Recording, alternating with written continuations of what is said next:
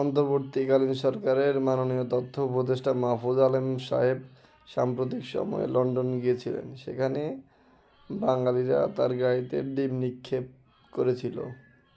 Social মিডিয়াতে দেখলাম অনেকে তাদেরকে বিভিন্ন পন্থী বলে দাবি করতেছেন, সে কথা না। কথা হচ্ছে এই অন্তর্বর্তীকালীন সরকারের কিছুদিন আগে দায়িত্বে ছিলেন নাহিদ ইসলাম, উপদেষ্টা নাহিদ ইসলাম ছিলেন, যদিও তিনি এখন আর সরকারে নাই। তিনি একটি রাজনৈতিক দল তৈরি করছেন, এনসিপির প্রধান তিনি। তো তিনি দেখলাম যে এই ঘটনার তীব্র নিন্দা জানিয়েছে ফেসবুকে, তার ফেসবুক পোস্টে জানিয়েছে, লিখেছেন মাহফুজ আলমের উপর হামলার ঘটনা কোনোভাবে অন্তর্বর্তী সরকার কোনো স্ট্রং পদক্ষেপ নেয় নাই, কোনো সতর্কবার্তা দেয় নাই, কোনো উপদেষ্টা বা প্রেস সচিব একটা মন্তব্য কখনো করে নাই। সরকার ও উপদেষ্টা পরিষদের ভিতরে মাহফুজ আলমকে অপদস্থ ও হত্যার মৌন সম্পত্তি তৈরি করেছে। এই সরকারের উপদেষ্টাগণ মাহফুজ আলমের যথেচ্ছা ব্যবহার করে এখন মৃত্যুর মুখে ঠেলে দিচ্ছে। তাই উনি ওনার মতো নিন্দা জানাইছেন। অতীতেও দেখলাম যে বিভিন্ন ঘটনায় সরকার তীব্র নিন্দা এবং প্রতিবাদ জানায়। সামাজিক যোগাযোগ মাধ্যমে মিডিয়ার কলমে তা দেখতে পাই। বিভিন্ন রাজনৈতিক দলগুলো তীব্র নিন্দা এবং প্রতিবাদ জানায়। তো বাংলাদেশের যে কোনো ঘটনাগুলো হয়ে গেছে এখন তীব্র নিন্দা এবং প্রতিবাদের মহা উৎসব, যেখানে সবাই তীব্র নিন্দা এবং প্রতিবাদ জানায় তাদের নিজেদের দায়িত্ব সেরে নেয়। সরকারও তীব্র নিন্দা প্রতিবাদ জানায়, জনগণও তীব্র নিন্দা এবং প্রতিবাদ জানায়, রাজনৈতিক দলের নেতাকর্মীরাও তীব্র নিন্দা এবং প্রতিবাদ জানায়। ব্যাস, ঘটনা এখানেই শেষ। এখন জনগণ যে কোনো ঘটনা, যে কোনো ইস্যুতে তীব্র নিন্দা এবং প্রতিবাদ জানাবে, এটা স্বাভাবিক বিষয়। কারণ বিচারকের আসনে তো আর মূলত জনগণ নেই, এখানে আছে রাষ্ট্র, আছে প্রশাসন বিচারকের আসনে। তারাও যদি তীব্র নিন্দা এবং প্রতিবাদ জানায়, তাহলে জনগণ কার কাছে তীব্র নিন্দা জানাবে বা প্রতিবাদ জানাবে, কার কাছে বিচার চাইবে, সে প্রশ্ন থেকে যায়।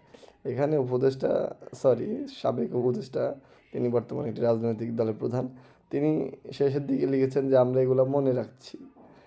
তো ওনারা মনে রাখছেন, এগুলা স্মৃতিতে ধরে রাখতেছেন, ভালো কথা। কিন্তু মানে ওনারা যে আপনারা এই যে বিচারটা দিচ্ছেন, কাকে দিচ্ছেন?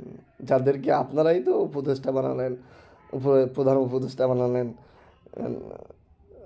ডাক্তার মোহাম্মদ ইউনূসকে, তাই না? আপনাদের পরামর্শে পরবর্তীতে এখন যারা আছে সরকারে, যারা তো আপনারাই তো তাদেরকে বসিয়েছেন। তাদের কাছে যদি আপনাদের জীবনের নিরাপত্তা না পান, তাদের কাছে যদি বারবার আপনারা বিভিন্ন ঘটনা এভাবে তীব্র নিন্দা জানান, সরকারের তীব্র নিন্দা জানান, যেই সরকারে আপনারাই বসাইছেন, সেই সরকারের বিরুদ্ধে আপনারা তীব্র নিন্দা এবং প্রতিবাদ জানান, প্রতিবাদের ভাষা দেখান ফেসবুকে, এবং শেষে একটা থ্রেট, আমি এটাকে থ্রেটই বলবো, রাজনৈতিকভাবে এর জবাব দেওয়া হবে। তো যেহেতু একটা রাজনৈতিক দল সোশ্যাল মিডিয়ায় ভাষ্যমতে একটা রাজনৈতিক দল উপদেষ্টা মাহফুজ আলমের গাড়িতে হামলা করেছে, তো সম্ভবত এই কারণে তিনি বলছেন যে রাজনৈতিকভাবে এর জবাব দেওয়া হবে।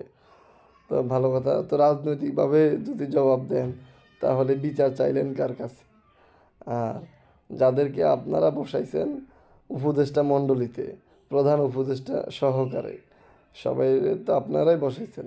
এখানে তো জনগণ বসায় নাই। জনগণের নির্বাচিত কেউই বর্তমান সরকার নেই, অন্তর্বর্তীকালীন সরকারে জনগণের নির্বাচিত কেউই নাই। যারা আছে তাদেরকে আপনারাই বসাইছেন, আপনারাই বৈষম্য বিরোধী ছাত্র আন্দোলনে যারা ছিলেন তারাই বসাইছেন, আপনাদের যারা মেইন লিডারে ছিলেন তারাই বসাইছেন। তারাই যে কোনো ঘটনা সরকারের সমালোচনা, জনগণ যদি সরকারের সমালোচনা করে সেটা স্বাভাবিক, আমরা জনগণ করবই। এই সরকারটা তো আপনারা বসাইছেন। এই সরকারে যা আছে উপদেষ্টা মণ্ডলী, বর্তমান উপদেষ্টা মণ্ডলীতে যারা আছে তাদেরকে আপনারাই বসাইছেন, আপনাদের সিলেক্টেড তারা জনগণের সিলেক্টেড না, আপনাদের সিলেক্টেড।